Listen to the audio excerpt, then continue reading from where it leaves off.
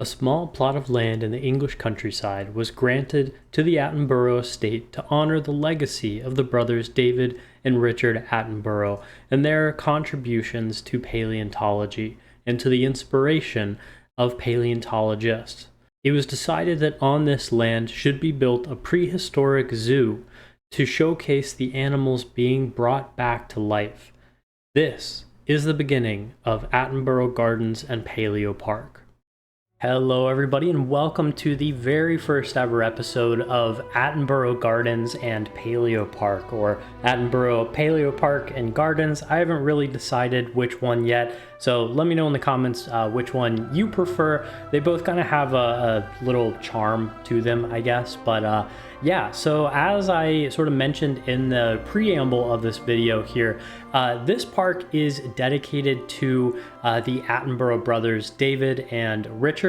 Both of them have had huge contributions to paleontology itself. So everybody is familiar with David Attenborough, of course, with Blue Planet and Planet Earth and all of the other Planet series, Our Planet, One Life on Our Planet. All of his series kind of have planet in them, but he is a television and radio host. If you somehow have never heard of David Attenborough, he got his start in the BBC and then eventually went into conservation and ecology through the medium of digital media there and film and television, and of course all of those different series. But David, it goes without saying, has inspired generations of paleontologists throughout his life, and including making some discoveries himself.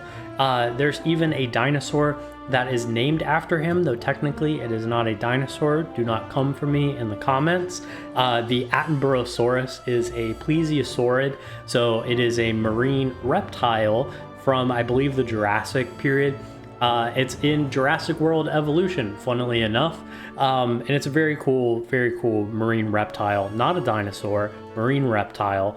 But his brother Richard is a little bit more tricky when it comes to his contributions to paleontology. And this is where I sort of have a case to make here, that Richard has inspired generations of paleontologists just by being John Hammond in Jurassic Park. So for those of you that did not know, John Hammond in Jurassic Park is in real life David Attenborough's brother. Which when I learned that, my mind was completely blown, and I love David Attenborough so much, and to find out that his brother was also someone in a film that inspired me to love biology and the biological sciences, sort of even more than, of course, I did when I was a kid. I've always loved biology, but Jurassic Park was like my bread and butter, and to learn that that was actually David Attenborough's brother just kind of had everything come full circle here. So this park, in saying that a very long ways, is dedicated to both of them and to their legacy when it comes to paleontology and the inspiration of paleontology and ecology and all of those different ologies out there. But what we're building here today is the very first habitat here in this park, and it is for one of the two dinosaurs from the UK that we have here in the game. If you're watching this in the future, there may be even more dinosaurs from the UK in the game, but as of recording this, there is the Tyrannosaurus and the Iguanodon. And now we are going to be putting the Iguanodon here in the future into this park because, of course, it is a British dinosaur, and we are going to be putting it in our British park here. But to begin, we're starting off small, and we're starting off with the Tyrannosaurus. Now, I'll be real with you. When I started playing this game, I had never heard of a Tyrannosaurus before in my entire life. I did not know that it was a dinosaur from the UK. I did not know anything about it, but I did some research, and I came to this video to tell you all a little bit about that research that I did on the Tyrannosaurus to sort of inform you and kind of give you some more information than what they give you just in the game. So Shalitosaurus is a dinosaur from the Jurassic time period, which for those of you that have watched Paleo Springs, you will know the Jurassic did not have grass. We do have grass here in this enclosure just because, you know, I was feeling lazy, and it kind of ties into the theme of this park here, that we're kind of going for this classic British theme of a lot of brick, a lot of plaster, a lot of concrete and things like that. Really a big inspiration for this park is the 1907, I believe, reconstruction of the London Zoo that was done in Planet Zoo, actually. And I'll link down to that below if you haven't seen the sort of walkthrough of that. It's incredible. I think ZSH Plays does a video on sort of a walking through of that. It's absolutely mind-blowing. So I had this idea in the back of my mind for Attenborough Park and Gardens for quite a while, and when I saw that video release, that sort of blueprint in Planet Zoo release, I was just blown away, and I was like, yeah, I have to do a British park.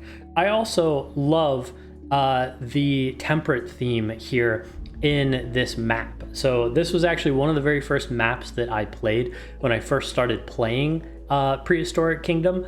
And so I've always had sort of this attachment to this map here. I always wanted to jump back into it. So I'm really glad that I can jump back into it here with this part. But anyway, I'm getting off track here. Shalitosaurus was a Jurassic dinosaur, very early Jurassic. So again, no grass, but we do have grass in this exhibit. Don't say anything too crazy. But it is a member of the oh boy, how do I pronounce this?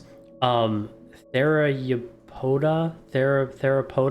No, that's not right. I'm gonna put it on screen now. I do know how to pronounce it, but I'm not looking at it right now. I'm not looking at my phone, so obviously I'm gonna mispronounce it. But it's a relative fancy way of saying of the ankylosaurs and interestingly enough, the stegosaurids. So if you did not know that the stegosaurs are actually relatives of ankylosaurus, both dinosaurs have big, dangerous tails, and it's interesting that they are related to each other.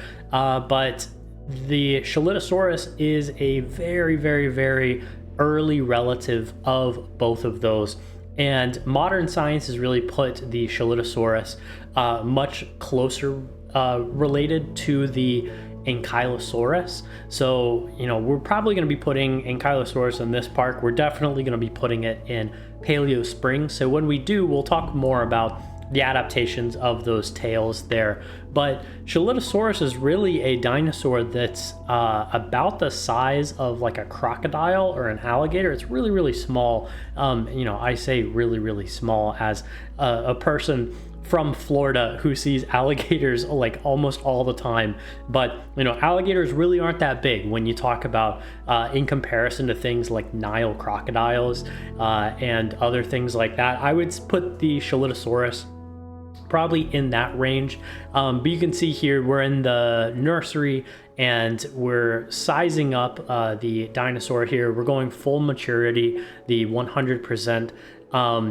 And we're going for this like black and white speckled look here, similar to what they have in the Paleopedia there. But I really like the male version of it because it has this sort of brownish tone under it. But yeah, so Shalitosaurus, when it lived in the Jurassic, it was also a sort of island-esque environment. So similar to the UK today, how it's the British Isles there. But the islands that the Shalitosaurus and even Iguanodon lived on were very sort of wet, and I don't want to say tropical because it wasn't truly tropical, but it was, I guess subtropical would be the word for it. So we have in this enclosure mangroves. I've done extensive research on mangroves and I don't actually know if there would have been mangroves in the UK at this time. But, mangroves are native here to Florida and where I am, and they sort of give this, very much wetland vibe there. The Shalitosaurus does require a body of water. So we have this pond here in the front that's sort of this half moon dome shape there. Very reminiscent of a sort of old school crocodile or alligator enclosure that you would see, at a really old zoo. So I'm really happy with how this enclosure is turning out. Again, it's very small. It's very not bare bones, but very quick and easy here. We went with the in-game fencing, and I have kind of been going back and forth with that in my mind. I don't know if we should keep the in-game fencing here or if I should make a custom fencing. As you all know, we're going to be having the backstage area here as a blueprint for you all to download on the Steam Workshop. If you want to download that, in my opinion, that's probably one of the best backstage areas that I have built, though I did miss a little bit of the detailing, and you'll see that in the live play there.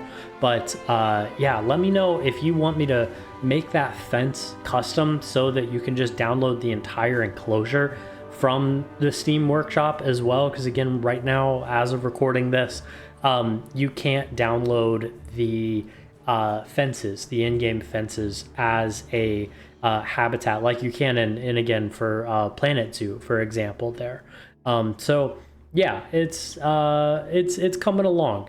Anyway, this is where I'm going to leave it off for you guys here from my voiceover commentary. There's going to be a timestamp down below for the live play if you want to jump ahead to that, or feel free to finish out watching me do the foliage here, the detailing, landscaping, etc. For this habitat and some of the surrounding areas here. Yeah, I will see you all back in the live play.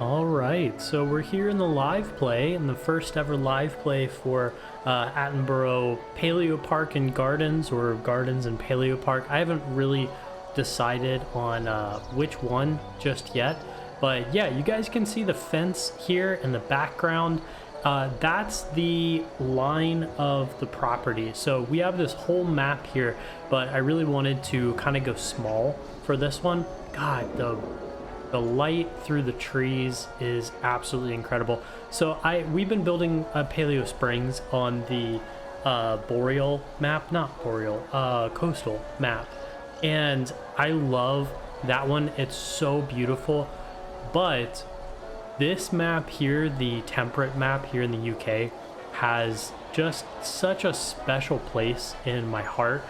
This was one of the first maps that I played on when I first started playing this game, and it just, over the years has gotten better and better. And I really love these. This is a stock entrance, but I've added some stuff here, like we added this central oak tree here that feels very British to me. Just a big oak tree in the center there, especially getting with the sort of Attenborough theme here. Yeah, I love that. So of course we have to have the Union Jack here as well. The parking lot I think is a little big for this, but it's okay. This again was a stock entrance here, so when I loaded up the game, this came with the park, but I did some reconfiguring, and we added these restrooms here inside, and I closed this off because this was not meant to be walked through, but I closed it off and made it look a little bit neater, a little bit cleaner here. We might add like some shops in here, maybe like a little coffee shop or tea shop or whatever inside there, a little food. But yeah, don't mind the gigantic nursery over here. We're gonna fix that eventually in a later episode. That looks ugly right now, but it's okay. Yeah, we're gonna go in the backstage here just to show you. Again, this is all pretty stock, pretty standard.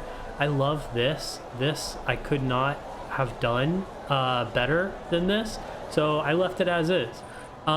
These again, all stock, all standard here, but it just looks really, really good. More ugliness, again, we're gonna fix that in the future. But I put these fences here because when you first load into the game, it gives you the fences around these backstage areas, and honestly I thought that was a genius idea, so I stole that idea, and we're gonna start doing that here in this park and also over in Paleo Springs. So we come here now to the first habitat of the park, and that is the Tyrannosaurus. I added this in post. I added this sort of barrier here because they were climbing up on the rocks, and I couldn't configure the rocks to be at the right height or the right angle for them to not climb on them, so I added this. Honestly, I am okay with this. Visually, I don't think it looks the best. However, I think that it looks the most accurate, if that makes sense. So I have been to zoos that have these sort of fences along the water feature there in a habitat, just as like extra added security that the guests won't get too close to the animals. Now over here it does get a little bit close, but I'm okay with that. They were more interested in over in the pond area to climb up there for some reason, maybe in hopes of getting out. Yeah, I don't know. But yeah, we have here the Tyrannosaurus here, and we have 3 of them. I will introduce you all shortly, but I love that. That's really what I was going for, was this sort of view here with the Tyrannosaurus here in there. And I really love how this building turned out. This was one of the first times that I had really put this amount of detail, I guess, if you want to call it this amount of detail. It was just a double wall feature, but I took my time here with it and kind of took inspiration from that building over there, and yeah, I think it just turned out really great. I'm gonna add some clutter here in the backstage. I meant to do that, but I just forgot in the speed build here. But yeah, these really small bars I think add so much, especially with this gate here. So yeah, we're gonna go in here, and again, this is their sleeping enclosure here. I don't see the Tyrannosaurus being like a vicious dinosaur, or really a dinosaur that you would need to worry about the keepers not being able to interact with. You know, they might be a little nippy, I guess, at times, but honestly, there's plenty of zoos out there. There's plenty of enclosures, especially older enclosures like I imagine this one would be, where, you know, the keepers don't really have a second entrance to there. I may add like a keeper gate there in the back of the tall fence just to add an additional way into this habitat. But whoa, hey, what are you doing? Okay. But you know, yeah, I think honestly for right now it's okay. I'm super excited for, I think it's the next update or the update after this. If you're watching this in the future, you probably already have this update out, but the one with the wetland ecosystem, or the wetland map on there, I'm really curious to see where that's going to be, because I have in my mind one, hopefully, I hope it's Florida, because that would just be perfect and amazing if it was. Of course, it wouldn't be the UK if it wasn't overcast, cloudy, foggy, but realistically, I think they're going to go somewhere like Southeast Asia, or maybe even like Amazon rainforest area-esque, for the wetland map. Again, if you're in the future and you're watching this, who knows? You will probably already know before I do. But yeah, that's where I'm going to leave it off for this episode. I hope you all enjoyed this little build here, and you enjoyed this little park that we are just starting here today. Again, this is the very first episode, and so hopefully this is a series that interests you. Hopefully it's a series that does justice, I guess, to the Attenborough family out there. And yeah, I hope you enjoyed this episode here. So with that, I want to thank you again for taking the time out of your day to watch this video. There's a million things you could have been doing, and you chose to spend a little bit of that time here with me and watch me build a brand new park here of Attenborough Paleo Park and Gardens. Yeah, anyway, getting into the ramble stage here, so I will leave it off there for now. I will see you all in the next one. Take care for now.